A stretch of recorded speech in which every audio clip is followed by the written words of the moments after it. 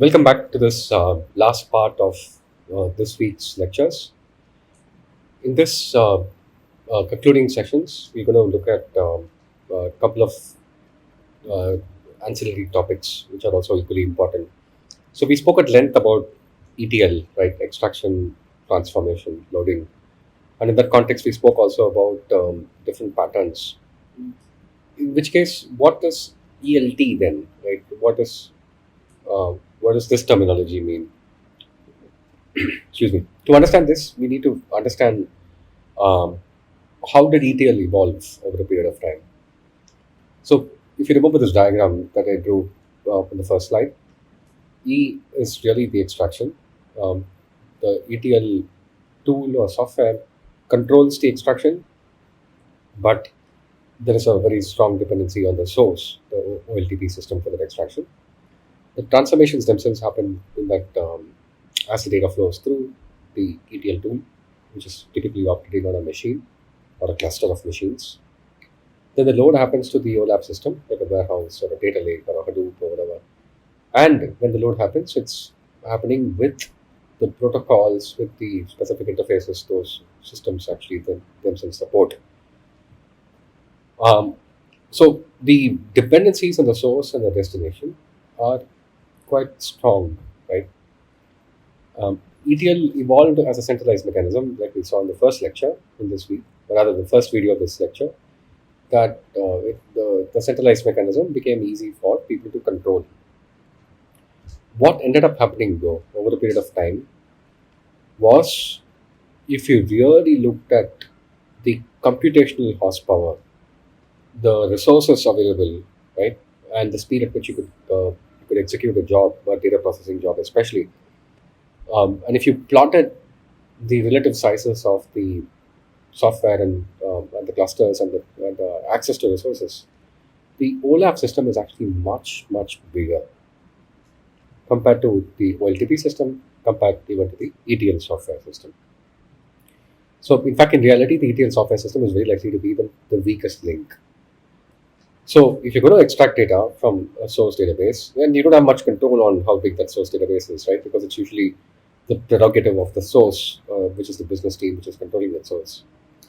The transformation tool is usually going to be your weakest link, and so the data pipes through that transformation tool and eventually goes into your OLAP system. And the OLAP system is this big system which has so much resources, so much computational horsepower that's actually getting underutilized, right, for the purposes of data loading, data transformations. So the only thing that you're doing with the OLAP layer is load. Now, this by itself is actually not a problem. This becomes a challenge, or this becomes the disparity becomes stark the moment you look at big data. So the volume of data that comes out of this OLTP system is is huge, is massive. The velocity with which that extraction happens is also going to be very large. So if this teeny weeny measly ETL software running on this single machine or a small cluster is having to do that volume of processing at that speed only to populate an OLAP system that's much, much bigger, that has much more computational resources at its disposal, it's a mismatch. That mismatch can very quickly place this ETL software in the firing line and make it a bottleneck. The moment that it becomes a bottleneck, it becomes expensive to scale, it becomes expensive to deal with things, and you no longer have access to the data in as quick a manner as possible in the OLAP for various downstream purposes from the OLAP. So that's why this architectural pattern became a challenge in the world of big data, in the world of not just Hadoop, but even some of the large scale data warehouses as well. So then came the realization that you cannot get away from the extraction from the source system, right? That's where the data belongs, right? You can't really do anything about it. You have to load the data into the OLAP because that's when everything else becomes possible within the OLAP, including business analysis. So the only thing really you can play with is the T, right? Where does the T happen? And that's where actually rather the ETL software running separately on a machine becomes the bottleneck like we spoke about. So what therefore became the approach was to push the transformation into the OLAP as opposed to doing it outside in line as the data is going through.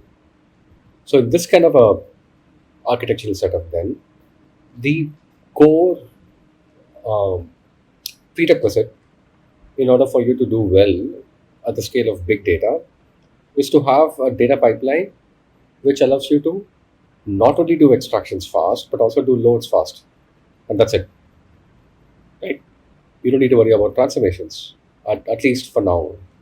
And obviously, you need the good network to connect these two machines together, etc. But that's the infrastructure side. But at least if you can get the data fast into the OLAP system, then I can worry about doing transformations within the OLAP system, leveraging all the compute horsepower I have available, and control for the speed it takes, the time it takes, and the SLAs that I want to promise. That's what ELT stands for. It's the same extraction, load, and transform, but instead of doing transformations before loading, I'm doing transformations after loading inside the OLAP system, leveraging its compute. Now the question becomes, what is the ETL software doing now? Right? It's now catering to an ELT pattern, and in catering to the ELT pattern, it actually does not really do any data processing by itself. It's actually doing control more than data processing, right? It's controlling the extraction, controlling the loading, controlling the transformations. Then is it really adding value? Some technologists argue not really. You don't need an ETL tool in the classical sense anymore in this ELT pattern. Uh, because control can be exercised through other mechanisms, like for instance a scheduler, and we'll talk about that in the next slide. Some others argue that the centralization of governance, the centralization of the standardization patterns, of the patterns that we saw in the previous slides, there is still merit in doing all of that from a single ETL tool as opposed to reinventing the wheel.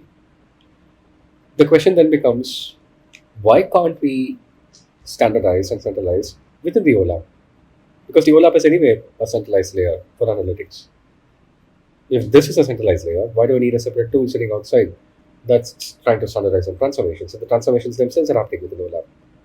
So then the entire movement towards creating data catalogs within the OLAP, creating data management within the OLAP, all of that became a popular set of technologies. And today, if you see, most cloud vendors of OLAP options, like for instance the data lake or uh, data compute using NoSQL, ETL jobs within the cloud, all of them have a notion of data catalog. All of them have a notion of metadata management. All of them have a notion of standardizing on patterns which are typically encountered, like duplicate checks and stuff like that. Why? Because the OLAP layer itself becomes the ideally well-suited layer from a perspective of big data to standardize on transformations and to also have the execution of transformations happen within. So the control itself is shifted to the OLAP. So much so that it's now the cloud vendors who are giving OLAP options who go into the source system and do the extractions. You don't need a separate tool anymore, right? So, for instance, in Amazon, um, there are mechanisms. I forget what the name is right now, but I think it's the database service or some such thing. I forget the DMS. Yes. DMS is the name of the tool in Amazon. So DMS is um, very good at, for instance, extraction from a source database. So you don't need a separate control layer. You just use DMS. It goes inside OLTP, does the extract, does the load as well, and then you follow it up with a bunch of transformations expressed using like Spark on Glue or Spark on EMR, Elastic MapReduce. So that's an example. Okay, so one of the biggest advantages for why ELT makes sense as opposed to ETL, obviously performance, right? You now have access to much bigger compute, so transformations can go as fast as you want. And if it's not going faster, just get better compute, better OLAP. At least you have a better chance of meeting your SLAs in this architecture as opposed to ETL architecture. The second biggest advantage is that you now have access to the raw data as soon as it's available from the source. And that is actually very useful for certain kinds of use cases like data science, or even, for instance, for real time recommendations, real time machine learning, real time scoring. So, okay, let's contrast this with ETL. In ETL, before the load happens, transformations happen. Transformations take their own sweet time uh, that happen within the transformation machine, the ETL machine. So, by the time you get access to the data, at least the amount of time that's required for transformations to have done would have elapsed. Whereas in this ELT approach, as soon as the extract is done, the load is done. Right? Obviously, the time it takes to load is of course there, but the time for transformations is not factored in. So you have access to the raw data pretty much immediately as soon as the source makes it available, and you can choose to do things with it. Right? You can choose to do a lot of very interesting patterns of processing. So one such pattern of processing is something called as the Lambda architecture. What does a Lambda architecture do? It says that as soon as this data is available to me, I'm going to kick off a real-time pipeline, which computes things in real time and it gets me answers in real time. While the classic ELT approach, the classic transformations, they take their own sweet time. They take 30 minutes, 1 hour, 4 hours, 8 hours, whatever it is, and they compute an answer at the end of the day, which integrates all of the data, which does all the good stuff that you would expect from a single version of the truth, and gets you the final answer. What's the difference between the two pipelines? The real-time pipeline, the top half of the Lambda architecture, has executed really fast as soon as the data is available and given you an answer in a jiffy. Is that the final answer? No. But is that an answer that's usable? Yes, for certain kinds of use cases. Like, for instance, let's say the business wants to know what is my business today as of the latest timestamp, and I might be interested in this because I've done a special Diwali sale. So I want to know, what's the latest business as of, let's say, 12 p.m., 12:05 p.m., 12:10 p.m., etc., as the day progresses, because I want to dynamically adjust new offers, make new discounts available, etc. To do that, real time is of essence. I can't wait for end of day to actually get an answer. So in the Lambda architecture, the load happens fast, right, into the OLAP system. It could be a message queue, for instance, right? It could be a S3 bucket, doesn't matter. I immediately get the answer out through real time. And separately, the accurate answer, which is business certified, which is finance consistent, all of the good stuff, happens as a separate process. So when the separate process executes, the batch process executes, it's populating the same functional view, right, at the end of the day, which the business sees. But then business is explicitly told that some things are real time and therefore they need to expect a little less consistency. And some things are batch and the batch ones will be more consistent. So this entire architecture becomes feasible because of ELT, right? So that's something to keep in mind. So very interesting benefit of being able to access the raw data as soon as it's available. The third interesting benefit is that if you scale the OLAP platform, automatically transformations also scale, and vice versa, which means the control of how much um, data changes, right, in terms of volume, velocity, and how do you react to it. It's actually a lot more under your control because it's just one system to worry about. In the ETL systems, in the ETL architecture, the ETL tool has its own machine. You don't have to worry about that. That's controlled by somebody else. The OLAP system is controlled by somebody else. You have to worry about both these sets of resources, and you have to worry about the bottlenecks that the ETL tool creates. Here, it's just one system. Obviously, the one system has multiple computes associated with it, and some of the computes scale linearly, some of them scale decoupled manner. So you have to worry about that, obviously. But then, at least it's just one system to worry about. That's a third advantage. All right. So what you'll see in the real world is ELT. Right? Very rarely ETL gets used nowadays, especially in big data. We hinted about scheduler earlier. So the fact that control is with the ETL tool, which dictates what needs to happen when and how etc. And that centralization of control is actually a good thing because you get to have governance, you get to have various good properties associated with data processing. So let's take a look at what those are. So in the world of big data, in the world of ELT, the scheduler plays the controlling role. And the scheduler is actually a very important piece of software. What does it do?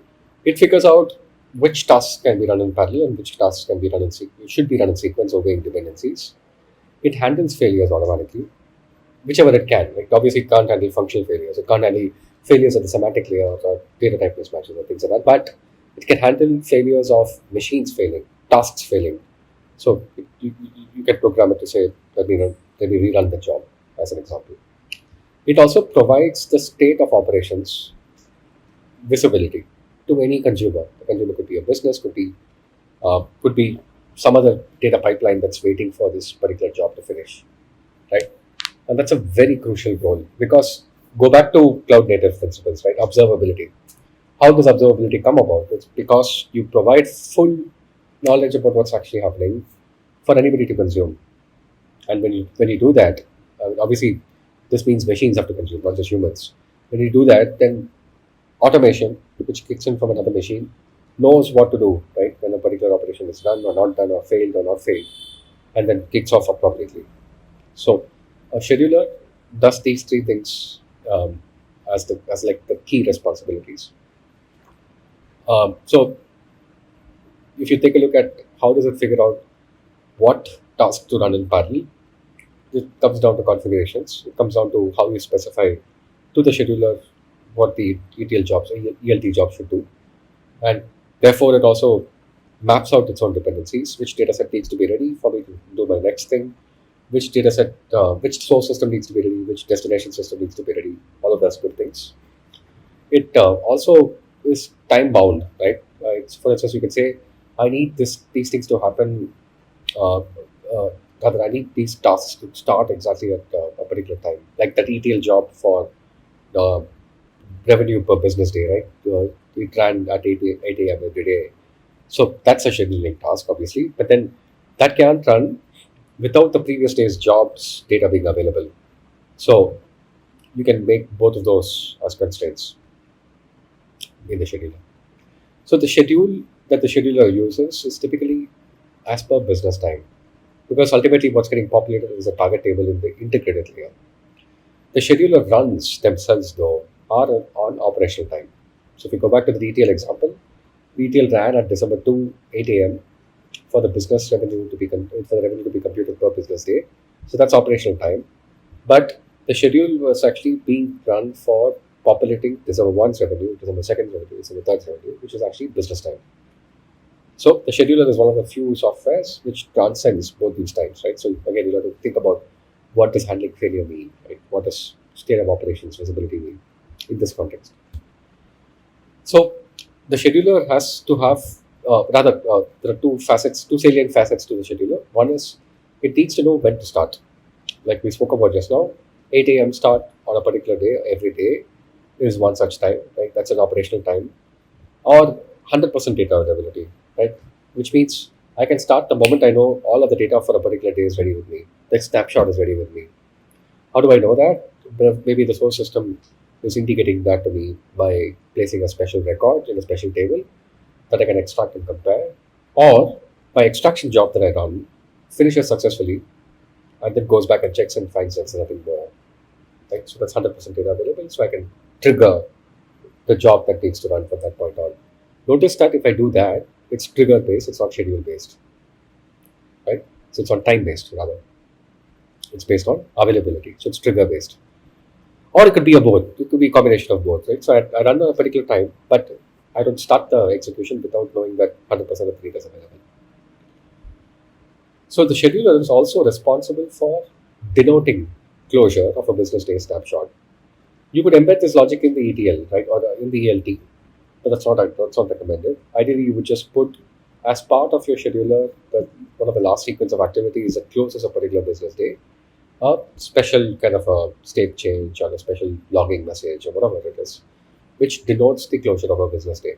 Like it could be a control table, as an example, right, where you just go and enter there saying December 1 is done. So then the business team that comes and takes a look at it says, yeah, December 1 is done, so I can start using that data for analytics. So the scheduler is a very, very important piece of software. So what are the types of scheduler that you'll see commonly in the world of big data? Um, the older examples were all based on Hadoop's ecosystem. So we spoke a bit about Uzi as being one such example in week four's lecture. Um, the more common example, though, that you'll see quite frequently is this tool from Airbnb, which is called as Airflow. Airflow is actually very, very popular. Airflow constructs tasks in DAGs, directed acyclic graphs. Like you might remember that term from the previous lecture on Spark. So again, the notion of a DAG is very useful to think about which tasks can be done in parallel, which tasks need to be done in sequence, where the dependencies have to be obeyed. Um, Airflow is very good at cron style scheduling. Obviously, which is run a particular job at a particular time every day, every week, or whatever, right? But then it's also very good at trigger based. So you could say trigger the job as soon as the data is available. Data is available is indicated by some, the presence of a folder, the presence of a file, presence of a marker, whatever it is. Airflow is also very good at stitching together um, dependency views across Airflow DAGs. So you could run one Airflow DAG for one ELT. You could run another Airflow DAG for another ELT, which picks it up from here. And you could get a centralized view of all of these DAGs so that you know exactly like what is actually causing the problem, what is dependent, and which job is not failed, therefore which job has not succeeded, those kinds of things. And one of the best things about Airflow compared to let's say Uzi or anything else is that it segregates this notion of time in a way that's a lot more cleaner for you to understand. Operational time separately from business time. You still have to model business time though, right? Because that's very specific to the business. But the operational time, the concept of operational time becomes something that you can easily deal with from a UI and get to understand which operational runs have actually run successfully. So data ops becomes a little easier. All right, so that's the discussion on scheduler. So in practice, to sum it all up, you will have uh, in your practical big data project very likely an Airflow job, or in the world of cloud, there are cloud equivalents for Airflow also, right? So you might use one of them, like in AWS it's called as step functions. In Microsoft, I think it's called as Azure Badge. I'm sure Google has its own equivalent. So yeah, so you could have those kinds of schedulers there, those kinds of dependency trackings there. So in practice, you'll have one scheduler instance. You'll have an ELT, which is usually expressed in the form of Spark, by Spark as an example. All the metadata, reference data, all of that is getting managed in the data catalog, and then you'd have your patterns coded up in Spark, and the control table stored up in some kind of a simple database like Postgres or MySQL. So that becomes your entire data processing stack, in effect. All right, so I'll close this week's lecture with a brief discussion on a couple of advanced topics. These are advanced because discussing them at length is outside the scope of this course. There are a lot of nuances to this, and it's best that you read up on some common popular literature that actually discusses this if you're interested to dig into the details, right? So, for instance, Spark does it very well. So, if you look up Spark's documentation, they discuss these two topics at great length. So, let's discuss the first topic, right? Late arriving data. So, what does late mean? Late is from a perspective of operational time, and late also pertains to the event time. So, event time not matching with operational time. That's exactly what this definition of late is. Let's take an example. I have data that corresponds to yesterday's payments. I've consolidated all of that. Today morning, 8 o'clock, this December 2nd, 8 o'clock, I run my ELT to get me the revenue for yesterday. At 9 a.m., I've gotten a file which has December 1's data. So, what does December 1's data mean? It means that the payment time has entries which correspond to December 1's timestamps. But operationally, I've got the data only at 9 a.m. How do I deal with that? So, this could happen this could happen in reality for various reasons, right? One, the source system that's publishing it potentially missed out on this particular file and it figured it out later and sent it out, or it failed while it was transferring all the files. And the ELT job thought that the data was 100% available and complete, and so it started to run. Or worse, it just ran on a schedule without checking for data availability of 100%. The third scenario that's possible is the data was not reconciled yet by the source system. So remember, we spoke about source systems having different versions. So maybe this data is actually from an older software, and that older software did not finish its execution. So it got delayed, and then finally it sent it out much later. So there could be many scenarios. So in which case, um, how do you deal with it, right? So the December 2nd, 8 a.m. job that you ran, let's say it ran for 30 minutes, you computed the value for revenue for December 1. The answer that it computed was obviously wrong. You would know that only later. But when it finished execution, it computed a value, and as far as you know, that value is right. So you go ahead and publish that. But when the 9 a.m. file comes in corresponding to December 1's data, you have to go back and recompute the ETL. So because the data is now fully complete, hopefully, right, there's no more later having data beyond that. So then what you do is you run the same data again, right? You run the same ELT again. If you run the same ELT again, you refresh the business value, which is good, which can happen.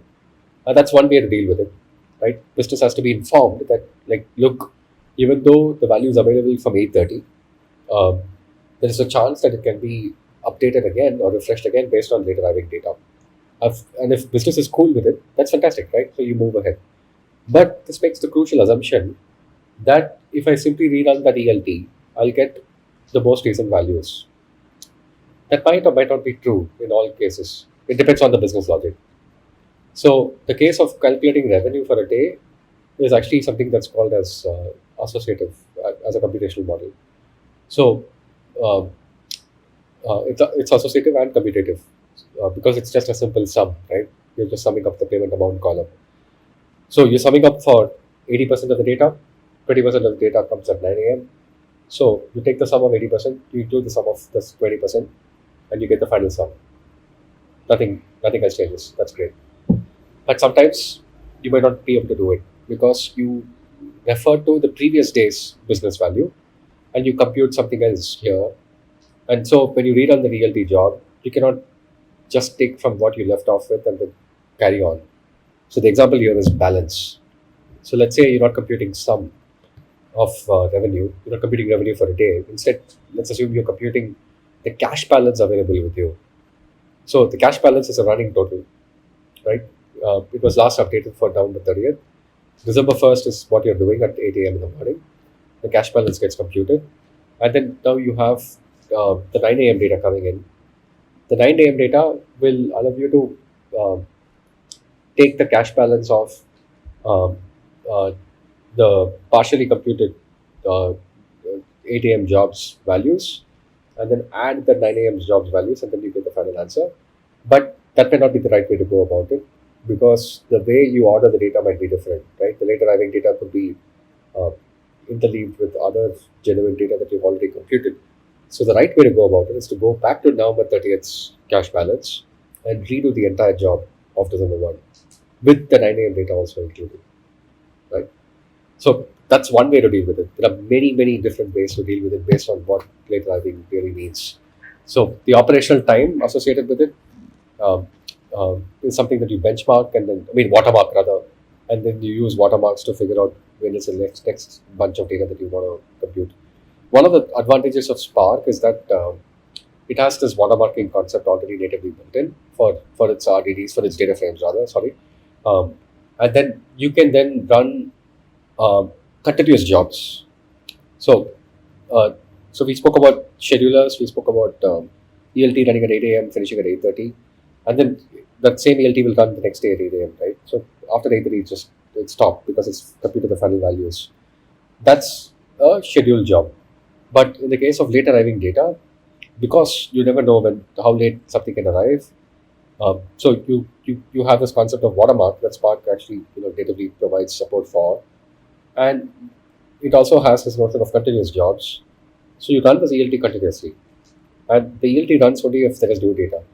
And if the new data comes in, it automatically gets checked against the watermark for yesterday and figures out if it's late arriving or it's genuinely new data for today. And appropriately, that continuous job picks up and runs because it's trigger based and the data is available, so it runs. So it's actually pretty powerful in what it supports as a paradigm. The next topic here is out of order data, and this is a lot more complex to deal with, and it's very use case dependent on how you deal with it. But in a sense, if you get data that belongs to different time elements in different order, in random order, your job as um, a data warehouse creator or an OLAP creator becomes that much more complex. So, what is the challenge here? So, let's say you're creating again business time based snapshots, and if the data starts getting interleaved, right, you suddenly not only get late arriving data for December 1, but you also get late arriving data for November 30th, but you also get December 2nd's data, and it's all jumbled up. Then you have to know how to deal with it. The simplest thing to do is, of course, segregate based on time, go back and run the ELT for each of those dates. November 30th, December 1, and December 2nd is not done yet, so you wait. But the more complicated thing to worry about is, those states that you have to maintain, which depend upon the order. So the cash balance is an example, right? You're not interested in cash balance at the end of the day alone, but you're interested in were there any situations in the middle of the day when you ran out of cash because the sequence of payments that were made were not sufficient to the sequence of outflows that you sent out, that you withdrew from the books. You would not know that if you didn't know how to order the data. And if the data was coming out of order, and especially if it's also coming late, then you really do not know what was the situation at that particular point in time. So out of order data has its own nuances. Unlike later arriving data, this is a lot more use case specific. Even later arriving is actually use case specific, but here you really need to know if your use case demands that the ordering of the data matters or not. So accordingly, you'll have to deal with it. Thank you. So with this, we have concluded this week's lecture on ETL's patterns, ELT. I hope you take away the message that the patterns are actually broadly standardized, right? There are only like a finite number of things that you do with data typically, as far as data preparation, data transformation goes, to create that integrated view for analytics. Data science is actually typically not even requiring that. In most cases, data science just requires raw data. But as big data engineers, you have to be familiar with these patterns because there's nobody else who's actually going to do this, right? The source does not care. The business does not care. The business just asks the question and expects answers. So then the data engineers are left to actually fend for themselves and solve these problems. I hope you've taken away from this week's lectures, ways in which you have solved the problems as well. Yeah. So thanks. Looking forward to next week.